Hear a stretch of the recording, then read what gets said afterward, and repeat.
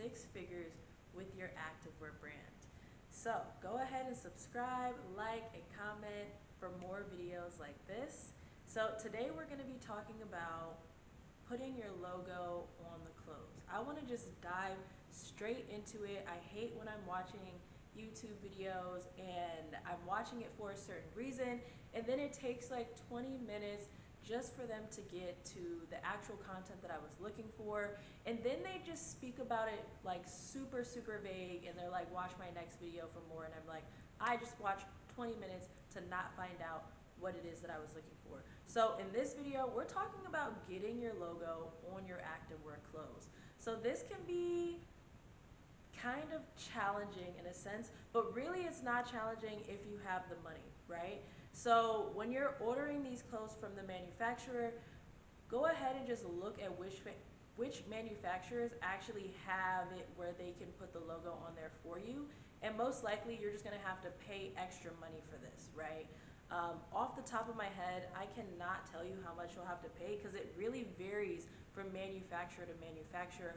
I know that when I was getting started, what they were charging was a little too much for me, so I decided to go the second option that you have, which is pressing the logo on there yourself. Honestly, I do not recommend doing that at all. I recommend getting the money that you need to just have the manufacturers press the logo on there. So let me tell you why I say that and some of the unique challenges I faced with pressing my logo on there myself, even though I did not have to spend money on having the manufacturers do it. I still lost money in the end, and here's how. So first of all, you have to have a heat press and you have to have a vinyl cutter.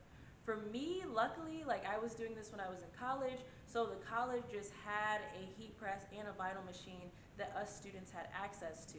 So that's already like a resource that a lot of people don't have. And heat presses and vinyl cutters can be, you know, upward of thousands of dollars. So you would have to buy, you would still have to invest in buying this machine, or find someone that is willing to let you use this machine. And then you're gonna have to learn how to use it, right? You're gonna have to learn how to do it correctly. And I know me personally, like while I was learning, I messed up like certain outfits. Like, should I have probably practiced a lot more on just like random t-shirts? Yeah, maybe I should have. But remind you, all of this material costs money, the vinyl, everything. So I was just trying to get those logos just printed right on the activewear. And the problem was that, yeah, some of the activewear, I was messing it up, like the logo wasn't printing on it right. And when I would do that, that would be a waste of $60. In my last video, I talked to y'all a little bit about pricing. So as you know, I was pricing my sets around $60, $70. So when I would mess up one of these outfits, that's $60 gone now.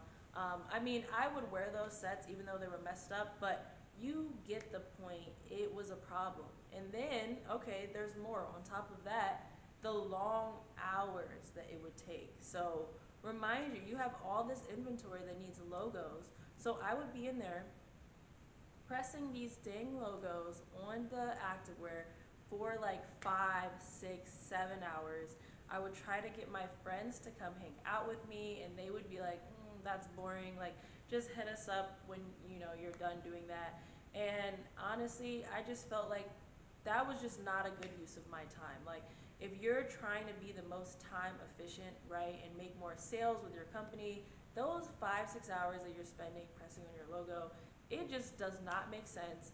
Get the money, outsource it, because in the end, you're gonna end up like losing money when you mess up the outfits anyway, wasting your time that you could actually be using doing something else with your activewear business, shamelessly plugging things. So that is my recommendation on getting your actual logo onto the activewear. So now that we figured out how we're gonna put the logo on the clothes, I actually want to get into a part 2 of this video where we're gonna talk about getting your activewear inside of a brick and mortar store. So that's really exciting to me because I feel like some e-com people, they don't think in that direction. But if you're interested in actually like having your physical products at least 1 or 2 locations where people can go try it on and pick it up, I think that this is a super smart idea, and I'm going to tell you exactly how I was able to get my activewear inside of a brick and mortar store. So the first thing that I did is I researched a bunch of boutiques who I felt like their stores aligned directly with the activewear I was selling, but I made sure that they were not also selling activewear. Then what I did is I formulated a pitch, and I sent this pitch to so many different boutiques, like hella boutiques that were local in my area. And basically I just told them like who my target audience was, like what my top sellers were, and that I was interested in partnering with them. Finally, I got one boutique who was very interested, and I went over there very professionally. I had my little like portfolio documents and a contract already ready. That's a tip. If you really want to close a deal on the spot, bring the contract.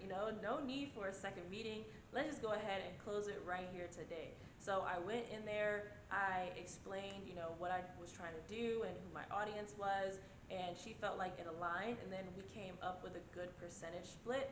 It was 80% for me and 20% for her. So, you can negotiate your own split when it comes to something like that, but that was just our agreement.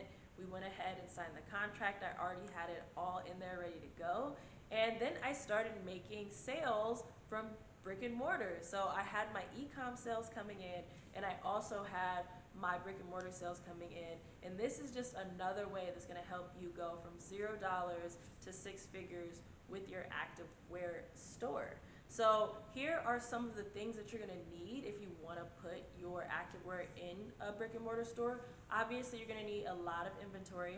You're going to need to do a lot of customer discovery, right? Make sure that you're only putting like your hottest selling stuff in the store. You don't want to order all this inventory and then just not be able to sell it. So I wouldn't recommend like ordering new stuff that you've never sold before to try to put in this store, because then you might just end up with a bunch of inventory left over, and you really don't want that, because that's just money basically sitting there. So you're also going to need like your own display. So Amazon is a great place to get a display like this. Walmart, also Alibaba, the manufacturing sites. Those are great places to just get your own display. And once you have like your display thing and you have your inventory, you need to make sure that you have like a system, right? A back-end system of keeping track of all the inventory, so you know exactly like how much is selling in the store, like how many outfits that you had originally versus how much money was made. You have to know your numbers. You have to be able to crunch your numbers. You can't do business with people and you don't know your numbers. I know at this time, like I had realized that I wasn't like crunching the numbers properly, and the person I partnered with was shorting me like 10% for like 6-7 months, and I never realized it until one day it seemed a little short, and I calculated it, and then it was short. So I went back and calculated it for the previous months, and I realized that I had been getting shorted 10% that whole time, which is kind of insane. Anyway, I literally just told her about it, and she was like, oh, okay, and she apologized, and she just sent me the money. So it was no big deal. But with that being said, you have to keep track of your inventory, and you have to keep track of everything. One more thing that's really going to make or break you doing well in this brick and mortar store is how often you're able to go to the store and check on your display.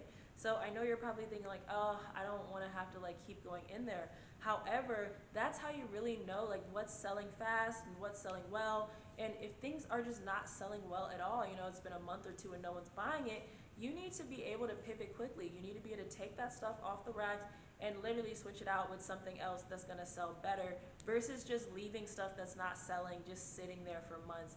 That just doesn't make sense at all. Also, sometimes your display, things might get knocked down, or the display just like might have got moved around a little bit. You want to make sure that you're able to go there and like update the display, maybe add new things that's on there.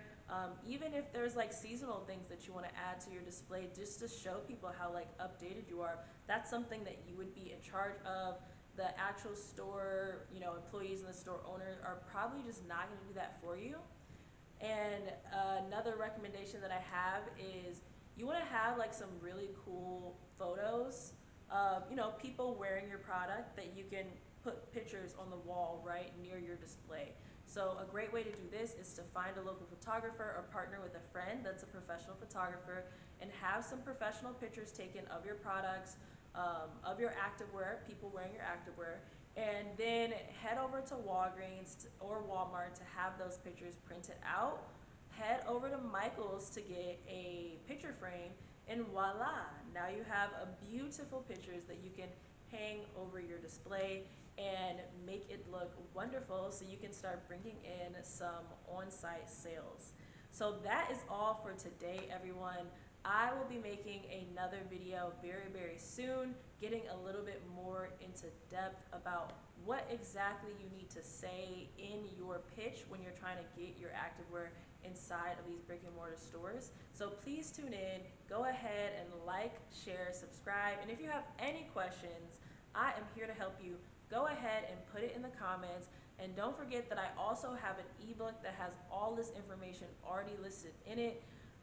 And I will go ahead and link that below too. So I'm getting ready to head to the gym. I'm actually wearing one of my activewear sets now for my own brand. I don't know if you can see this. Yes. Oh, you kind of, oh, wait, oh, you kind of can. Anyway, follow me. Bye.